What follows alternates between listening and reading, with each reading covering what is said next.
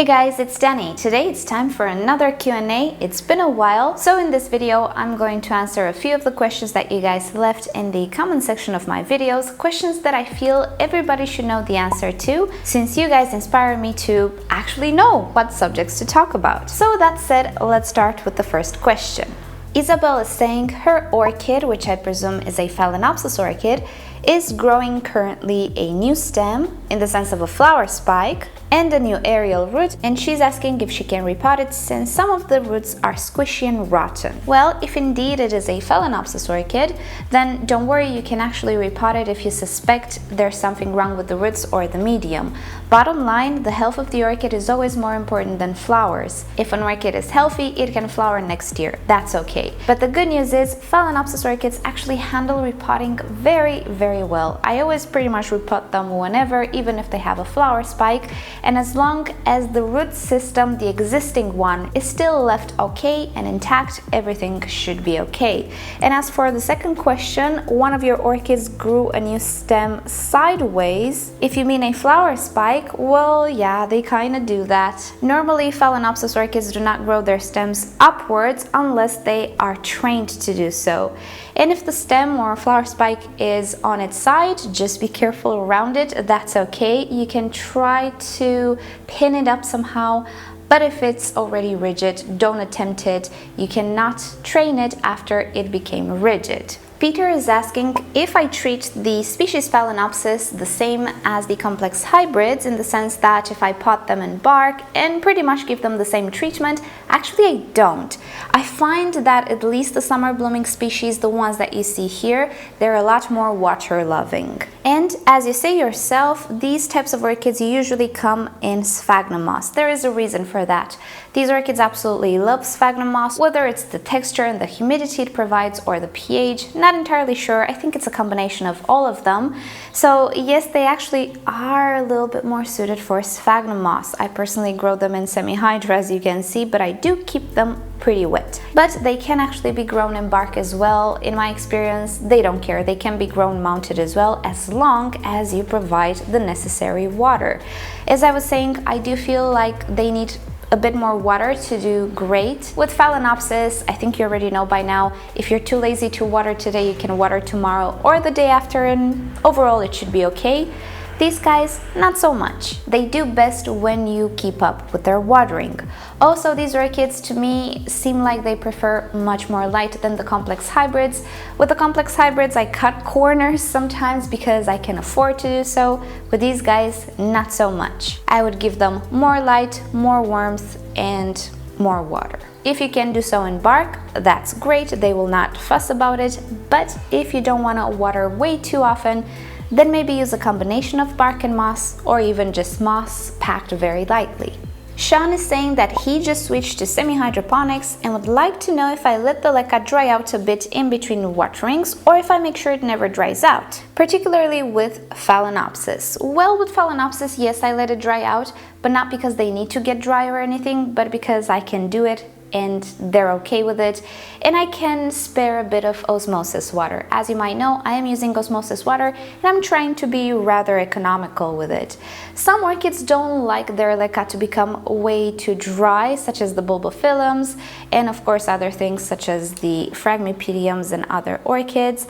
But Phalaenopsis, the complex hybrids, and Cattleyas, I can get away with letting the leca dry out a little bit, simply due to economy reasons, especially in the summertime. In the colder months, I don't have issues. So yes, you can let the leca dry out a little bit with these orchids, but not all that much. My viewer is asking what brand of leca I'm using with my orchids. Well, I showed you in a video, I'm using a brand called Pocon, but I also use the IKEA leca.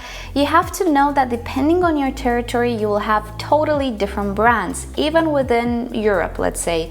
Here in my region, I might have available just a few brands, while you, if you're in Austria, you'll have totally different brands. So it doesn't really matter all that much, because I presume there are hundreds and hundreds of brands. Doesn't matter pretty much what I use. I guess the most international one is IKEA. It's not my favorite, I have to say. Yes, it is clean, but it has so much salt and it raises pH so much that it's not my favorite. My favorite is actually Pocon. Rahil is asking if orchids can survive in very hot conditions. He has extreme weather, maximum temperatures of about 40 degrees, I presume Celsius, and above in summer. Can orchids survive? Well, no, not all of them. Everything you see here will not survive because these are cold growers.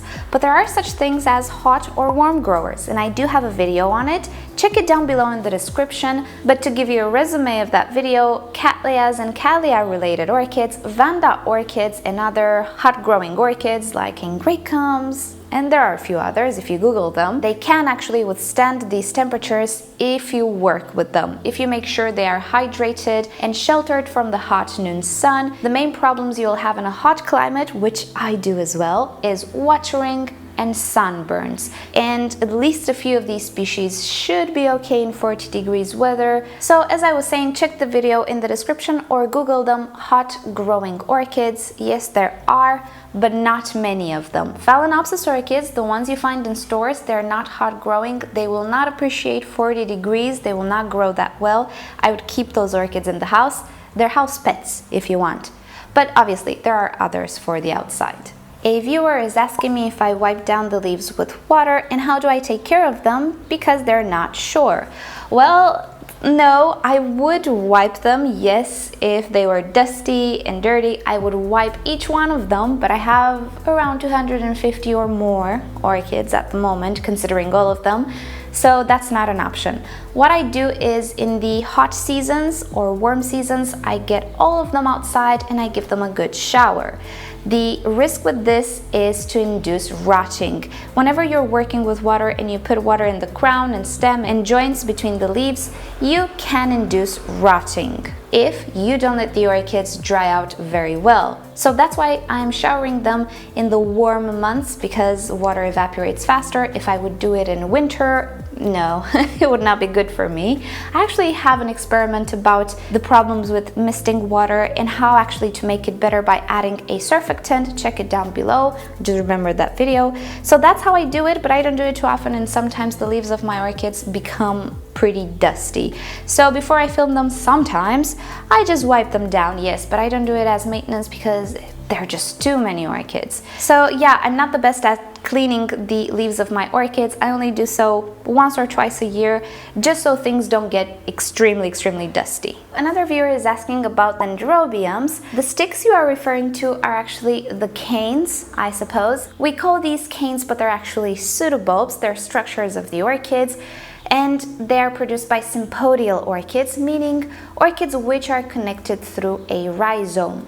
Sympodial orchids always create new canes like this. This is how they grow. These are not baby plantlets, they're not necessarily keikis. It's just part of the very same orchid, and cutting it and planting it separately is a no-no, especially if it's new. We can do so with the older ones, but it's not guaranteed to work all the time. But with new ones which are growing, never ever cut them and plant them away.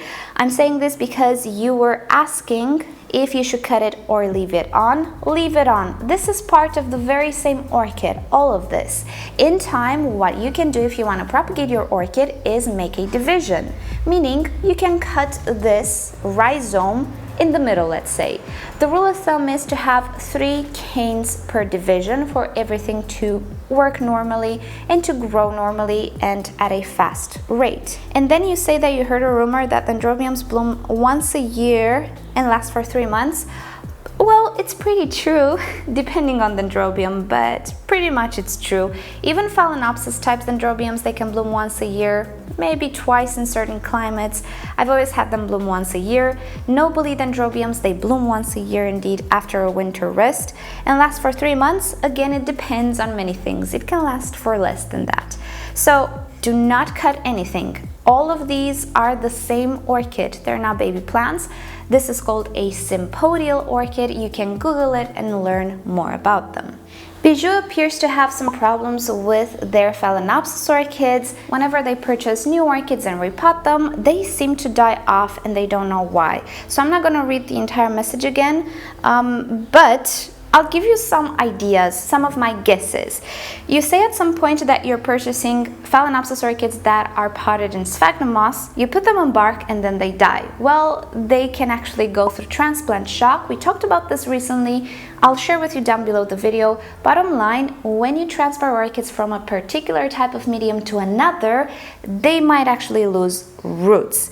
And I'm referring here to medias that are very, very different, such as sphagnum moss and bark. Sphagnum moss is very wet and prone to providing a lot of moisture. Bark is super dry. The driest thing you can use, except charcoal, is fresh bark. It will not retain any water. It can actually dry out within a day. So if you did not adjust your watering to the new medium, then your orchids can actually suffer from dehydration. The roots can actually dehydrate, dry out, and die. So that's one thing that can happen when you repot orchids, the transplant shock factor. Second, if you damage the root system too much, it might not respond well. Phalaenopsis have pretty strong roots, so maybe that's not the problem, but I would definitely take it into consideration. And the third option, maybe the roots were already not healthy and on their way out, you just didn't notice it. Maybe you did indeed have very, very, very bad luck to get some pretty poor Phalaenopsis orchids from the store. But I think that the best guess is the transplant shock. So do watch the video down below. What I do is try to work with the orchid in trying to mimic her old environment.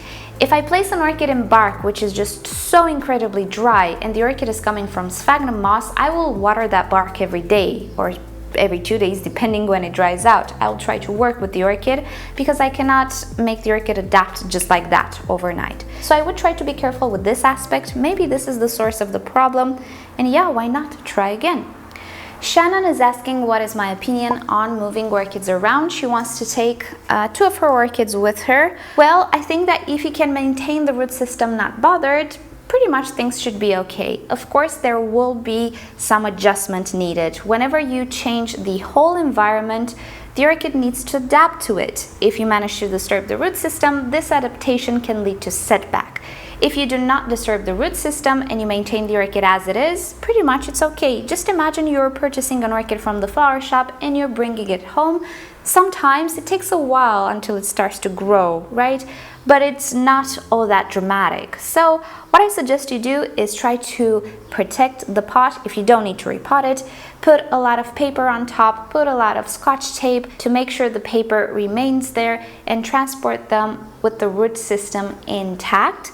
And I think they should do pretty great. I think you should definitely take your orchids with you because you care for them. Both you care about them and also you know how to care for them. And I think it's pretty okay to move them around. Keep in mind there might be some adjustment, but keep those roots intact and everything should be just fine. House is asking if we can propagate flower spikes, and I'm thinking you're referring to Phalaenopsis because other orchids are really not propagatable through flower spikes, maybe just a few, but your usual ones not so much. Phalaenopsis, on the other hand, as you might know, they can actually produce little keikis on their flower spike. And keikis are actually baby plantlets that grow from one of the nodes on the flower spikes. They can appear from wherever. Complex hybrids Phalaenopsis, species Phalaenopsis, they can all produce keikis. So yes, definitely these orchids can be propagated through flower spikes. Can you induce this propagation? Oh, I don't think so. And I know there's that video with creating 100 orchids from one. That's just not realistic, but it's a catchy title, isn't it? It's a very catchy title. So if you really want to propagate it through flower spikes, you need to use hormones. More specifically, growth hormones. Now, there are some plants that contain them, such as willow. Some people use willow water with questionable results, but other people use something like this. This is Keiki Paste. I purchased it for some experiments. Yeah, coincidence because somebody actually asked about it. There are quite a few videos and articles about this. When you use hormones, you can never guarantee what you're gonna get. You can get a secondary spike, you can get a keiki, you can get a mutated thing that is not even a thing that you just need to cut off because it's a mutated thing. And I don't have a video of my own, so I just bought some Keiki Paste. So that's how you typically do it, and you have the more chances of success. Other than that, orchids just do it on their own. There are certain species which are prone to create keikis, such as the equestris, but other orchids, not so much. It happens pretty rarely, I would have to say. Again, depends on the orchid. And you inducing it with other means, such as, I don't know, offering more light or reducing temperature or offering fertilizer, it's not going to happen. It doesn't work like that. We need to balance a little bit the hormonal ratios inside the orchid, and to do that it's really hard. That's why we use, or some people use, Keiki Paste, plant hormone paste. So I will make an experiment with the Keiki Paste, but other than that, just to cut the flower spike and put it in a bottle with sphagnum moss, it doesn't work all the time, and you've already probably seen a few people trying it out and actually having the spikes dry up. That's what happens. Some of the times, I'm not saying it's not gonna happen, you will get a keiki, but some of the times you will not. Depends on the orchid, depends if the spike has energy in it, depends on many things. It's not a viable propagation method. I think the most viable one is this one, but it's prone to creating very big anomalies, as we will see. Speaking about Keiki Paste, Dawn asked me what I think about it. Well, I don't have hands-on experience with it. I've only seen videos. My initial thought in life is, if we mess around with hormones and we don't know what we're doing, we're gonna create big issues. I personally don't mess with hormonal balances. Let's just say that.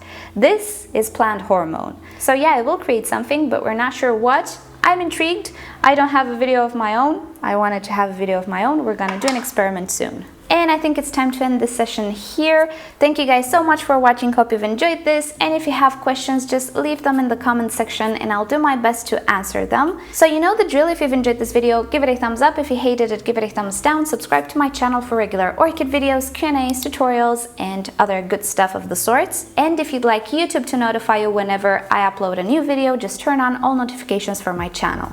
And with that said, I'll see you all next time. Bye!